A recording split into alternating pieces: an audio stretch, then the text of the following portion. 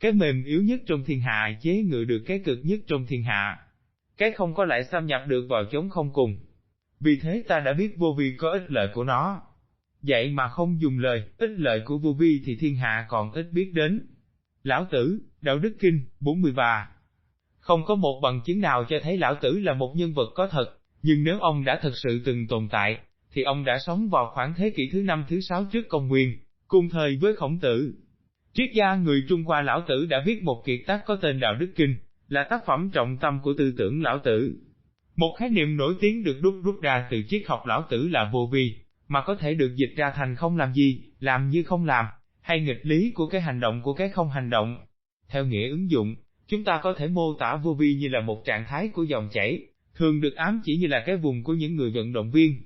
Khi người vận động viên rơi vào vùng, họ hoạt động mà không cần gắng gượng, và di chuyển trong không gian và thời gian tưởng như không tốn chút công sức. Không tồn tại sự cực đoan, không nỗi lo toan, không sự trầm tư, tất cả mọi thứ như cuốn theo dòng chảy tự nhiên. Để dẫn nhập vào truyền thống tốt đẹp của đạo giáo, mình sẽ giới thiệu với mọi người triết học của dòng chảy.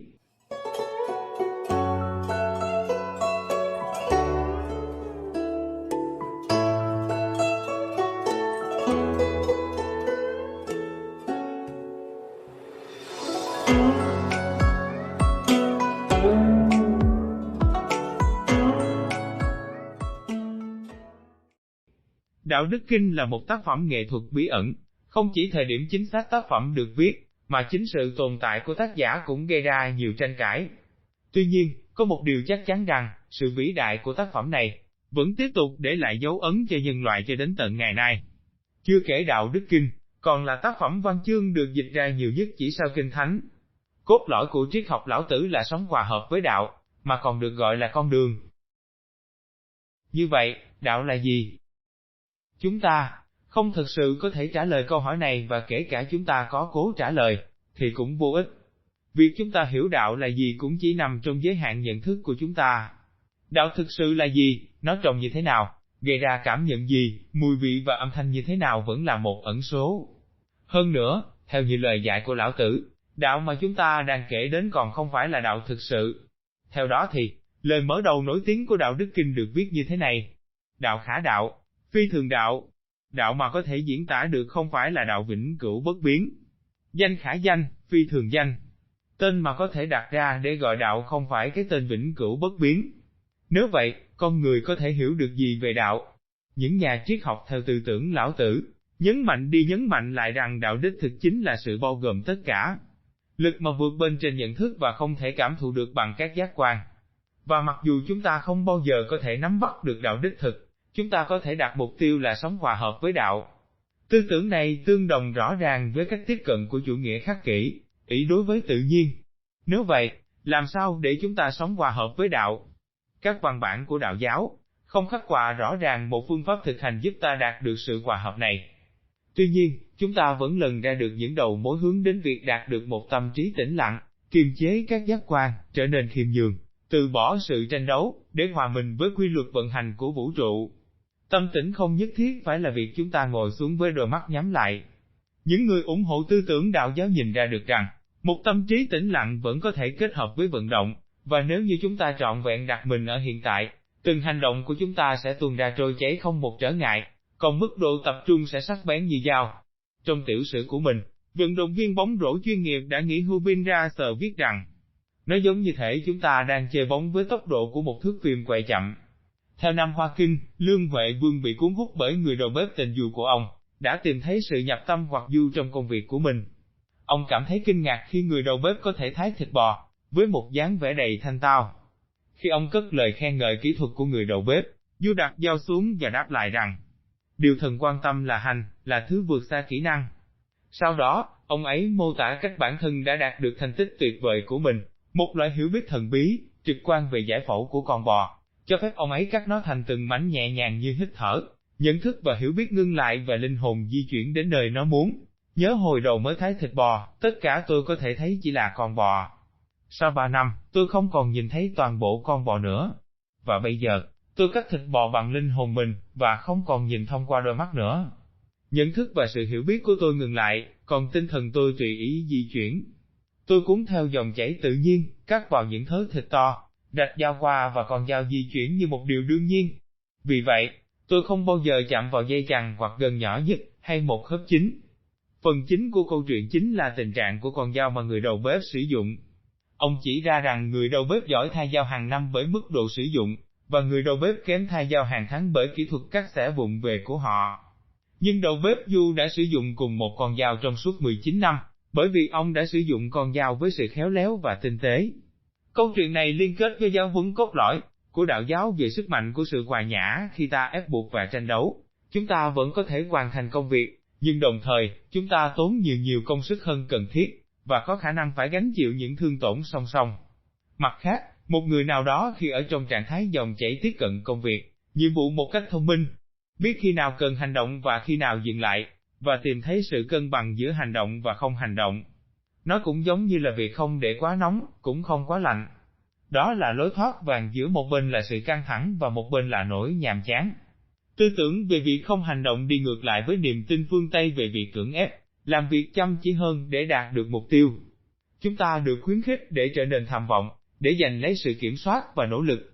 Trong khi đó, rất nhiều người bị trầm cảm, rối loạn lo âu và rối loạn giấc ngủ.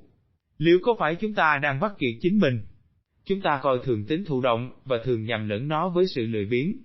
Nhưng đó là điều riêng biệt. Khi chúng ta quan sát tự nhiên, ta sẽ thấy việc không làm gì trở nên có ý nghĩa hơn so với ta nghĩ. Kết quả không hề tương đương với số năng lượng chúng ta bỏ vào. Kết quả sinh ra từ một chuỗi những hành động.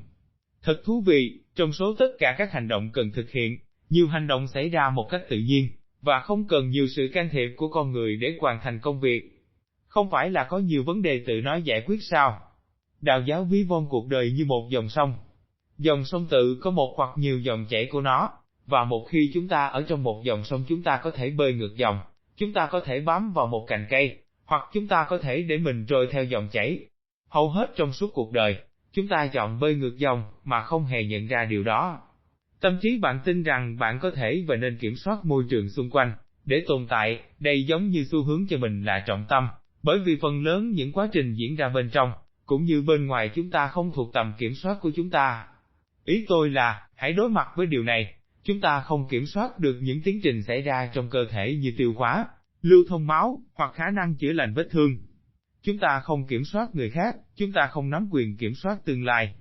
Chúng ta thậm chí không kiểm soát được việc lựa chọn người chúng ta sẽ phải lòng và người mà chúng ta cho là hấp dẫn. Khi chúng ta xuôi theo dòng chảy, tức là chúng ta can chỉnh sự tồn tại của mình với quy luật tự nhiên. Đây là con đường ít lực cản nhất, cho tự nhiên một cơ hội để tự mở lối.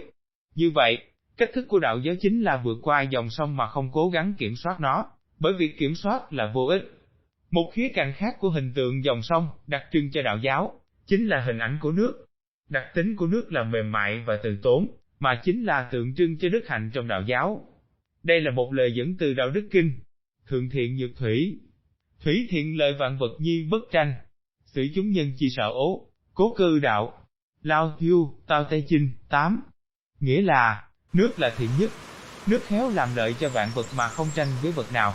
Ở chỗ mọi người ghét chỗ thấp cho nên gần với đạo. Nước có thể mềm mại, nhưng nó chiến thắng cái cứng, mà minh chứng là sự xói mòn của đá.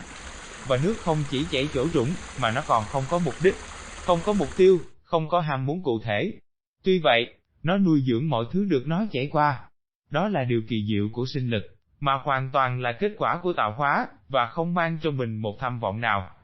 Thiên hạ nhu nhược mạc quá ư thủy, nhi công kiên cường giả mạc chỉ năng thắng, kỳ vô dĩ dịch chi. Trong thiên hạ không gì mềm yếu hơn nước, thế mà nó lại công phá được tất cả những gì cứng rắn. Chẳng chi hơn nó, chẳng chi thay thế được nó. Nếu bạn từng trải qua trạng thái của dòng chảy, có một điều gì đó sẽ biến mất, và chỉ trở lại khi suy nghĩ nắm lại quyền kiểm soát. Đó là việc tập trung vào kết quả, hơn là công việc đang làm.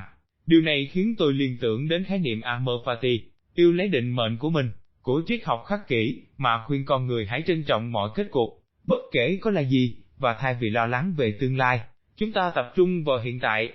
Bất kể là bạn đắm chìm hoàn toàn vào thể thao, việc viết lách, chơi game hay nhảy múa, Khi bạn rơi vào trạng thái của dòng chảy, bạn quên đi kết quả, áp lực, những nỗi lo lắng về tương lai, về những sai lầm hay thất bại từ quá khứ. Tất cả chỉ còn là bạn và công việc đang làm. Bạn trọn vẹn sống ở hiện tại và cách duy nhất để đạt được điều này, chính là bằng cách buông bỏ. Buông bỏ nghĩa là dừng việc bơi ngược dòng, dừng lại việc cố bám vào những cành cây. Đó có nghĩa là bạn thả quá khứ đi, ngừng bám lấy tương lai, mà chỉ tập trung duy nhất, toàn bộ vào thực tại này và cứ sống thôi, đừng do dự. Đó cũng là lý do tôi đặt tên cho kênh YouTube của tôi, Hồ Nhật Hiết Etnunse, có nguồn gốc từ tiếng Latin có nghĩa là ở đây và bây giờ. Đó là cách sống mà tôi lựa chọn, cũng có thể coi là linh đạo cá nhân, điều hướng mọi hành động và cách ứng xử để tôi có thể đạt tới tâm trí tĩnh lặng.